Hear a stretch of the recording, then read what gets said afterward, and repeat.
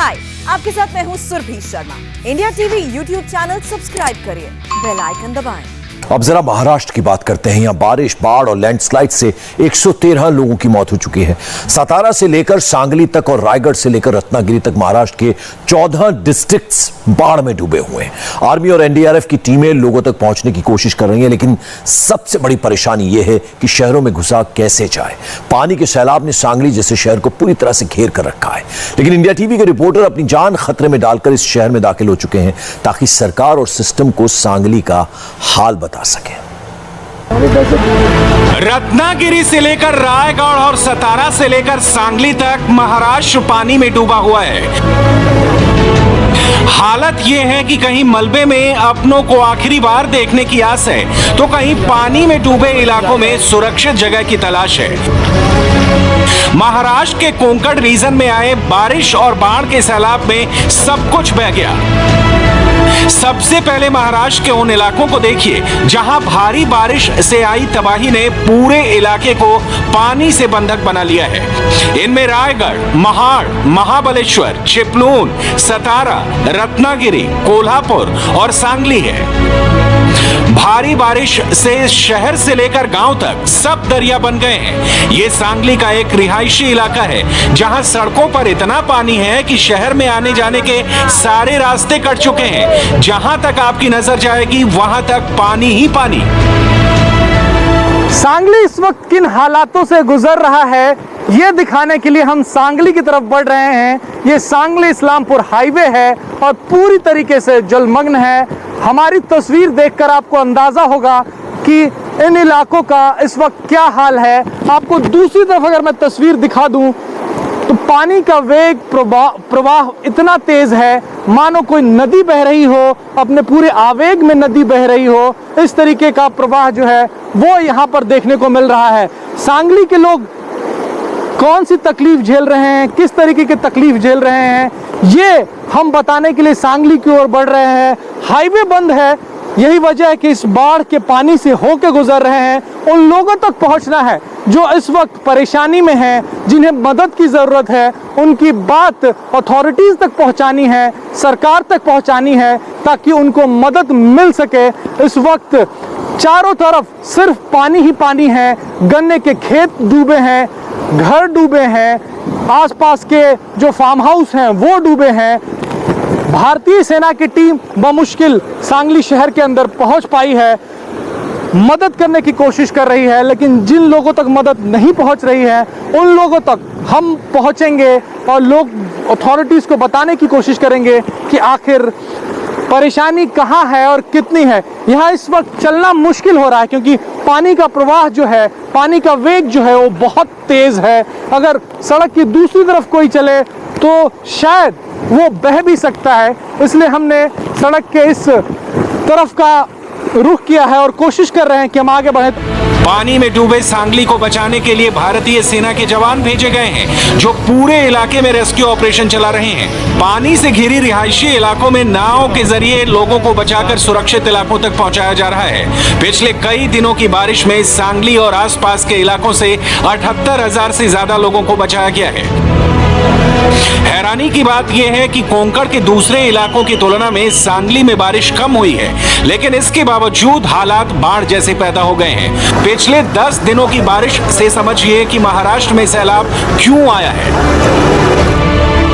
सांगली में पिछले 10 दिनों में करीब 184 mm बारिश हुई है, जबकि पड़ोस के कोल्हापुर में 598 mm बारिश हुई है। रत्नागिरी की बात की जाए तो पिछले 10 दिनों में 1812 mm बारिश हुई है, जबकि चिपलून में 1130 mm बारिश दर्ज की गई है। लेकिन सबसे ज्यादा बारिश सतारा जिले के महाबलेश्वर में 2500 mm रिकॉर्ड की गई है। यानी दूसरी जगह के मुकाबले सांगली में बारिश कम है, लेकिन बाढ़ का खतरा बना हुआ है। हाईवे पर, सांगली इस्लामपुर हाईवे पर जहां से इस वक्त हम गुजरने की कोशिश कर रहे हैं, पानी का बहाव बेहद तेज है।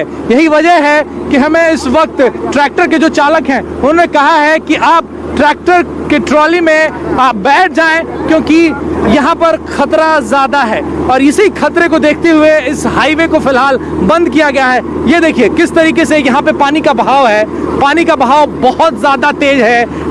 ऐसा बहाव आपको समंदर में देखने को मिलेगा या फिर जो उफनती नदियों में देखने को मिलेगा। हाईवे पे तो कम से कम ऐसी तस्वीरें देखने को नहीं मिलती है। ये तस्वीरें इस बात की तस्दीक करती हैं कि सांगली जो है इस वक्त बेहद बुरे हाल में है और मदद की ज्यादा से ज्यादा सख्त जरूरत है। शहर की स्थिति क्या है वो देखिए, ये पूरा का पूरा जो घर है वो पूरी तरीके से जलमग्न है। यहाँ पर जगह जगह पर लोगों को रोका जा रहा है कि आगे न बढ़ पाए। ये मैरिज हॉल है, दर्शन मंगल कार्यालय मैरिज हॉल है, वो पूरी तरीके से डूब चुका है, यानी कि छत तक पानी पहुंच चुका है इस वक्त। ये आरविंद पुल है यहाँ पे सांगली का, वो फिलहाल यातायात के लिए बंद कर दिया गया है। कृष्णा नदी के ऊपर ये पुल जो है वो बनाया गया है और आप इस वक्त जो पानी देख रहे हैं वो कृष्णा नदी का ही है। अब सवाल यह है कि सांगली में इतना पानी कहां से आया, तो इसका सीधा जवाब है नजदीक बह रही कृष्णा नदी के उफान से। सांगली शहर में बाढ़ के कनेक्शन को समझने के लिए सांगली की भौगोलिक स्थिति समझिए।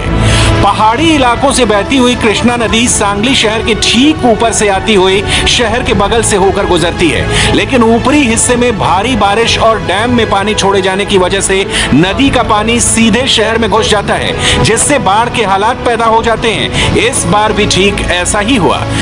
सांगली शहर के अंदर इस वक्त हम दाखिल हो चुके हैं और लोगों को रेस्क्यू किया जा रहा है, एक जगह से दूसरी जगह ले जाया जा रहा है, सुरक्षित जगहों पर ले जाया जा रहा है और रेस्क्यू करने की टीम में महिलाएं भी हैं। इस वक्त पूजा हमारे साथ हैं जो लगातार लोगों को रेस्क्यू कर रही हैं। पिछले 2 दिनों से सांगली शहर जो है वो बाढ़ की चपेट में है। पूजा, अब तक कितने लोगों को बताया आपने? 2-3 हजार से ऊपर। आपने नाव चलाने की ट्रेनिंग ली है? आप बोट क्लब के मेंबर हैं? हम स्पोर्ट्स प्लेयर है। स्पोर्ट्स प्लेयर हैं? हाँ। तो कैन करते हैं, कायाकिंग कनोइंग हमारा गेम है, हम वाटर स्पोर्ट्स से करते हैं। आप सांगली में ही रहते हैं? हाँ, सांगली हमारा रॉयल कृष्णा बोट क्लब है। हाँ। हम 4 दिनों से रेस्क्यू कर रहे हैं। शहर की तस्वीर है। 4 दिन पहले किसी ने सोचा नहीं होगा कि इस तरीके से उनके घर में पानी दाखिल हो जाएगा। दुकान, मकान, हर जगह पानी ही पानी है। लोग इंतज़ार कर रहे हैं कि वो सुरक्षित जगहों पर जाएं। जो घर में सामान है या दुकान में सामान है वो पूरी तरीके से बर्बाद हो चुका है। करोड़ों का नुकसान है। जो सांगली में रहने वाले लोग हैं यहाँ पे, जितने सरकारी दफ्तर हों या फिर प्राइवेट दफ्तर हों, स्कूल्स हैं, वो सब के सब इस वक्त जलमग्न है। शायद ही कभी सांगली वासियों ने सोचा होगा, जिस अपनी गाढ़ी कमाई लगाकर जिन घरों को उन्होंने बनाया या जिन दुकानों में इन लोगों ने बिजनेस सेटअप किया करोड़ों रुपए खर्च करके, वो इस वक्त पूरी तरीके से बंद है और ये लोग जो हैं वो इंतज़ार में हैं कि कब इनकी बारी है। देखिए लोग छत पे बैठे हैं, उस तरफ आपको दिखा दें, और इंतज़ार में, क्योंकि नीचे वो रह नहीं सकते, नीचे पूरे घर में पानी है। तो यही वो जगह है और लोगों की इस वक्त मदद भी कर रहे हैं। लोग देखिए, लोग जो है लोगों की मदद भी कर रहे हैं, जो फल फ्रूट है वो पहुंचा रहे हैं। सांगली महाराष्ट्र के उन इलाकों में से एक है जहां बारिश और बाढ़ का पुराना रिश्ता है। आसपास के बांधों से भारी बारिश के बाद पानी छोड़े जाने से पूरे इलाके में बाढ़ के हालात पैदा हो जाते हैं। इससे पहले 2019 में सांगली ने भारी बाढ़ का सामना किया था, तब भी हालात बहुत खराब थे और आज भी कोई सुधार नहीं है।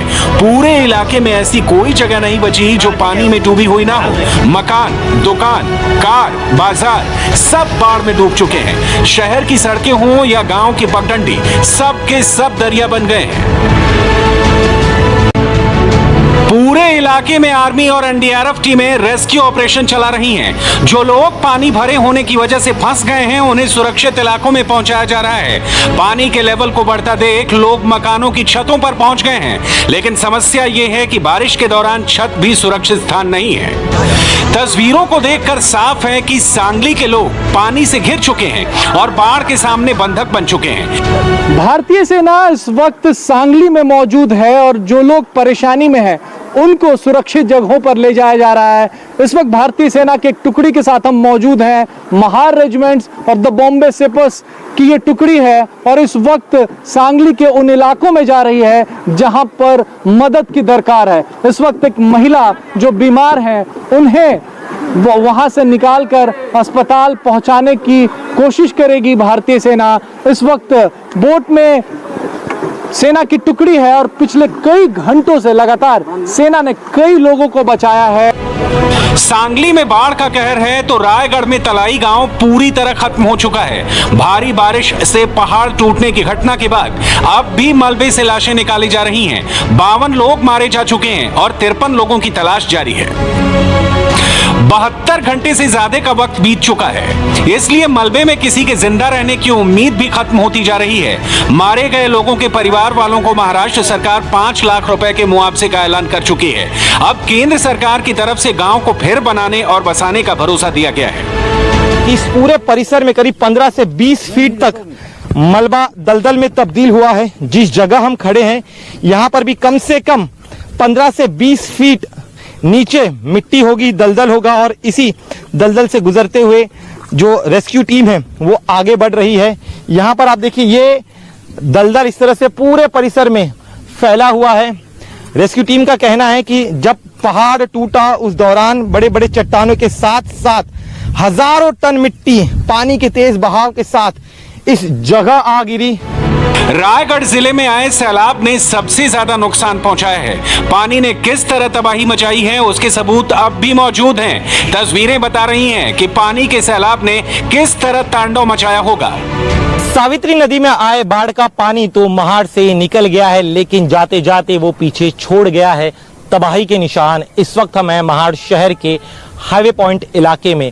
इन तस्वीरों को देखिए और समझने की कोशिश करिए कि जब बाढ़ का पानी इस शहर में दाखिल हुआ तब सावित्री नदी के उस पानी का जो प्रवाह था उसमें कितना ज्यादा फोर्स होगा। ये जो लकड़ी है वो इस ट्रक में घुस गई है।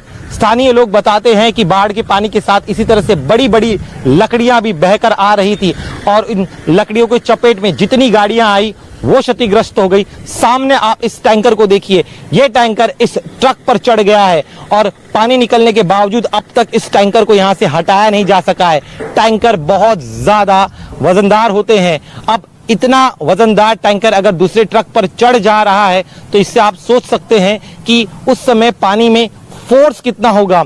स्थानीय लोगों के मुताबिक जब बाढ़ का पानी इस इलाके में दाखिल हुआ तब यहाँ पर करीब 15 से 20 फीट तक पानी था और इसी वजह से ये जो पूरा परिसर है वो पानी में डूबा हुआ था। सामने जो गाड़ियां हैं वो गाड़ियां पूरी तरह से डूब चुकी थी। कई सारे अन्य टैंकर्स है वो डूब गए थे। सामने एक और गाड़ी को अगर आप देखेंगे तो वो भी गाड़ी पानी की वजह से पूरी तरह से खराब हो गई है।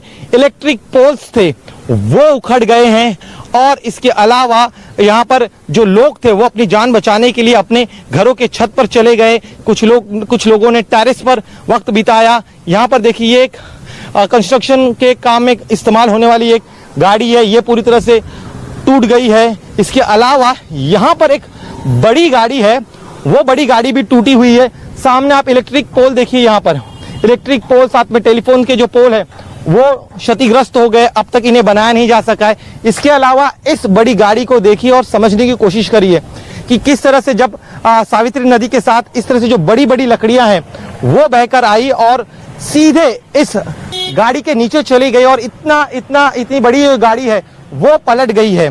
तो इससे अनुमान लगा सकते हम कि कितनी ज्यादा तबाही बाढ़ के दौरान यहाँ पर हुई थी। महाराष्ट्र के लिए सबसे बड़ी चुनौती यह है कि आने वाले 48 घंटे बारिश का अलर्ट है।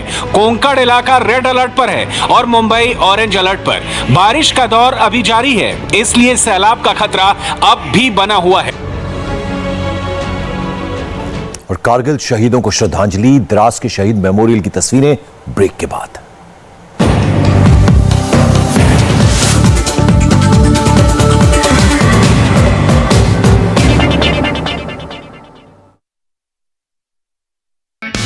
हाय, आई एम सुरभि शर्मा। खबरों से अपडेट रहने के लिए India TV YouTube channel subscribe करिए, साथ में बेल आइकन जरूर दबाएं। जुड़े रहें इंडिया टीवी के साथ।